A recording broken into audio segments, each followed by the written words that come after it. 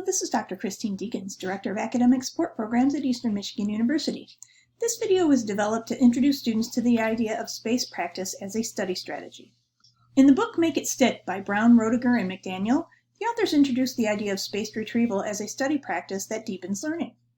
Practice or studying is more effective when it's spaced out, which is why your teachers and professors will tell you not to cram. For every hour you spend in class, you should spend at least 2 hours studying the class material. So if you're in class for 2 hours a week, you should spend 4 hours outside of class studying. The key is you don't want to spend all 4 hours at the same time. You need to space things out. This graphic is an example of how you might space out your study sessions. The more frequently you practice anything, the stronger the neural connections in your brain become, which makes it easier to recall the information and build upon it. Thus the saying, practice makes perfect. Believe it or not, when you struggle to recall information, you're actually strengthening your neural networks. Spaced practice is difficult because it requires a certain level of organization that individuals often aren't willing to commit to, which is why cramming is such a common practice.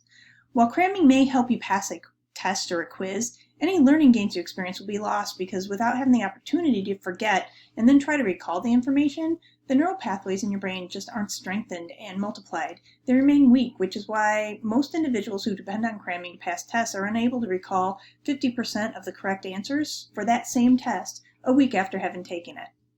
Cramming does not support deep learning or mastery of a subject.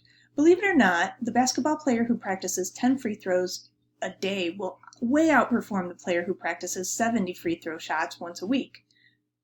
One way you can keep yourself from cramming is to employ the Pomodoro technique.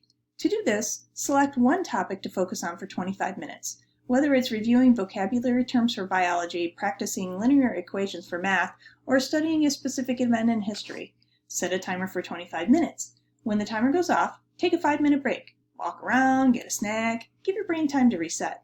If you plan to continue studying after the break, switch topics and focus on something else for the next 25 minutes. Another way we can space out our practice is to interleave learning. Interleaving is really just a fancy term for mixing it up. You can do this in many ways. The idea is to practice solving problems that aren't related. For example, if you're studying vocabulary terms, mix up your biology, chemistry, and psychology flashcards and practice them all together.